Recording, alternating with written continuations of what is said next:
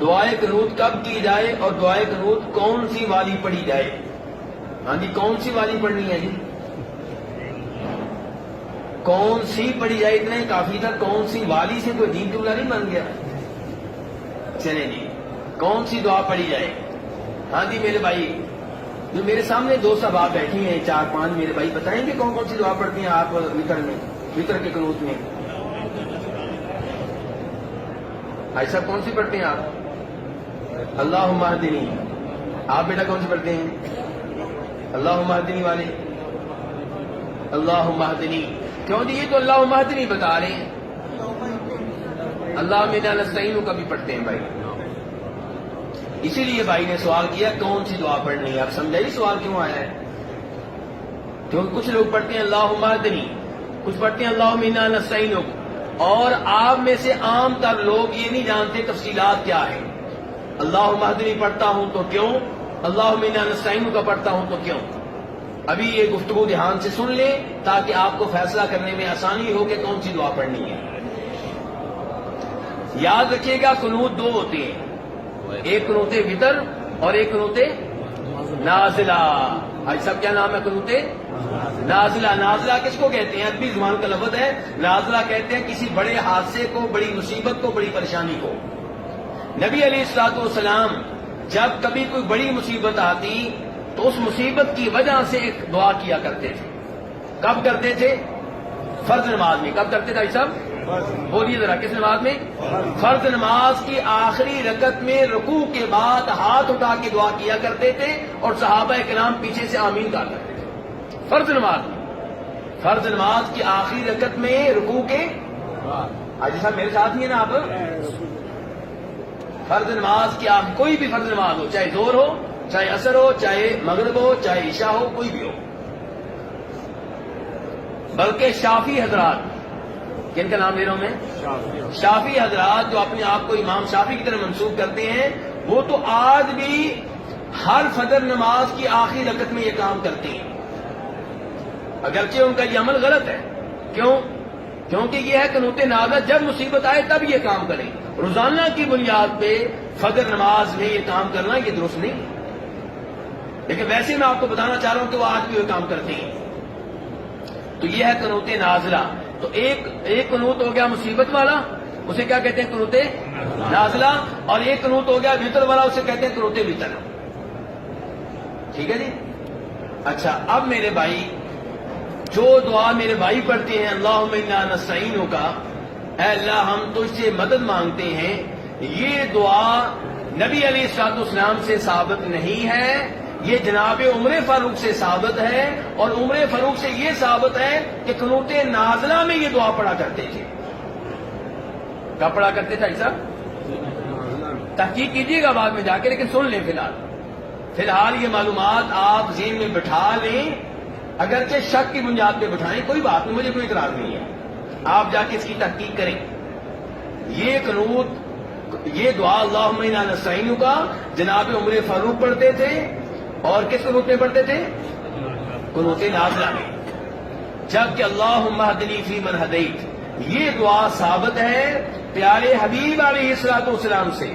حوالہ ہے ابو داؤد شریف کا، اور اس حدیث کو اللہ کے رسول سے نقل کرنے والے صحابی کا نام ہے جناب حسن بن علی رضی اللہ تعالی عنہما. جناب حسن آپ کے عظیم نواسے، وہ کہتے ہیں کہ مجھے اللہ کے رسول نے وتر میں پڑھنے کے لیے دعا سکھائی تھی. کیا؟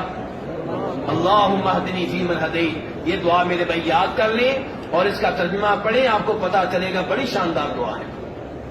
ترجمہ کیا ہے؟ 4 کو جملے بتاؤں گا، ساری نہیں بتاؤں گا. اللہم اہدنی فیمن ہدیت، یا اللہ جن لوگوں کو تو نے ہدایت دے رکھی ہے مجھے ہدایت دے کر ان میں شامل کر لے. وعافنی فیمن عافیت، یا اللہ جن کو تو نے عافیت تندرستی دے رکھی ہے مجھے عافیت دے کر ان میں شامل کر لے. وتولنی فیمن تولیت، یا اللہ جن کو تو نے اپنا دوست بنا لیا ہے، ولی بنا لیا ہے، مجھے اپنا دوست بنا کر ان میں شامل کر لے. وبارک لی فیما اعطیت، یا اللہ تو نے مجھے جو کچھ دیا ہے اس میں برکتیں ڈال دے. کیا دیا اللہ نے آپ کو؟ جی بس اولاد دی ہے. اللہ نے آپ کو رزق دیا, اللہ نے آپ کو مکان دیا, اللہ نے آپ کو بیگم دی, اللہ نے آپ کو بیٹے دیے, اللہ نے آپ کو آنکھیں دی, اللہ نے آپ کو کان دیے, اللہ نے آپ کو ہاتھ دیے, اللہ نے آپ کو پاؤں دیے, اللہ نے آپ کو علم دیا. تو ہم کہہ رہے ہیں یا اللہ جو کچھ دیا ہے اس سب میں برکتیں ڈال دے. کتنی شاندار الفاظ ہے. اولاد میں برکت نہ ہو تو اولاد عذاب بن جایا کرتی ہے, بیگم میں برکت نہ ہو تو بیگم گھر کو جہنم بنا دیا کرتی ہے, اور گھر میں برکت نہ ہو تو گھر میں بے سکونی رہتی ہے. اس لیے دعا کیا کی جا رہی ہے کہ یا اللہ جتنا کچھ دیا ہے اس میں برکتیں ڈال دیں. اسی طرح کے 5-6 جملے اور ہیں, یہ بڑی شاندار دعا ہے, یاد کر لیں. یہ کس کتاب میں آپ کو ملے گی؟ حصن المسلم میں. کس کتاب میں ملے گی؟ حصن المسلم میں. پاکٹ سائز کتاب ہے, 4-5 ریال کی آتی. خرید لیجیے سب, دکھائیں لوگ بھی دکھاتے ہیں. 4-5 ریال کی کتاب ہے, اور یہ آپ اردو والا ایڈیشن لیں. ہاں یہ دکھائیں, یہ دیکھیں, یہ حصن المسلم نامی کتاب ہے. اس میں نبی علیہ السلام کی دعائیں ہیں. جی یہ دکھا دیے. تو یہ آپ لے لیں, اور اس کی اتنی کاپیاں لیں جتنے آپ کے بچے ہیں. 6 بچے ہیں, 6 کاپیاں بچوں کے لیے, 7ویں کاپی بیگم صاحبہ کے لیے, 8ویں آپ کے لیے, کیونکہ پاکٹ سائز ہر ایک کی جیب میں رہے. اس میں نبی علیہ السلام کی ہر طرح کی دعائیں ہیں. تو یہ دعائیں میرے بھائی آپ یاد کریں. تو اب بھائی نے کہا ہے کہ وطر میں کیا سوال تھا جی, کون سی دعا پڑھنی ہے اور کیا کرنا ہے, کب پڑھنی اور کب پڑھنی ہے. اب سوال ہے کہ کب پڑھنی ہے. اچھا جی, کچھ بھائی پڑھتے ہیں رکوع سے پہلے, اور کچھ پڑھتے ہیں رکوع کے بعد. ایسے ہی ہے میرے بھائی. جہاں تک تعلق ہے رکوع سے پہلے پڑھنے کا, تو اس کے بارے میں دلیل بالکل واضح ہے. رکوع سے پہلے پڑھنا نبی علیہ الصلوۃ والسلام سے ثابت ہے. ابی ابن کعب وغیرہ روایت کرتے ہیں, صحیح حدیث ہے.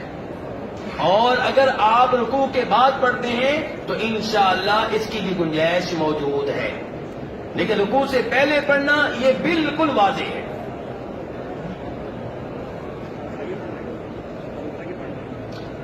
ہاں, اب بھائی کہتے ہیں ہاتھ اٹھا کر پڑھیں گے. ہاتھ اٹھا کر یہ دعا پڑھنا. اچھا, ایک تو یہ ہے کہ اس موقع پہ اگر ہاتھ اٹھانے ہیں نا آپ نے, تو وہ اس کام کے لیے نہیں اٹھانے, وہ اس کام کے لیے اٹھانے ہیں. اس موقع پہ جو ہاتھ اٹھانے ہیں وہ اس کام کے لیے نہیں اٹھانے. اس موقع پہ جو ہاتھ اٹھانے ہیں وہ دعا کے لیے اٹھانے ہیں. تو یہ وطر کا قنوت کرتے ہوئے ہاتھ اٹھانے, نبی علیہ الصلوۃ والسلام سے اس بارے میں صحیح سند سے کچھ ثابت نہیں ہے. البتہ سلف صالحین سے ایسے آثار ملتے ہیں جن سے پتہ چلتا ہے کہ وہ دعا کے لیے ہاتھ اٹھایا کرتے تھے. اس لیے اگر آپ ہاتھ اٹھا لیں تو امید ہے کہ کوئی حرج نہیں ہے, نہ اٹھائیں تو انشاءاللہ اس میں بھی کوئی مسئلہ نہیں ہے. جہاد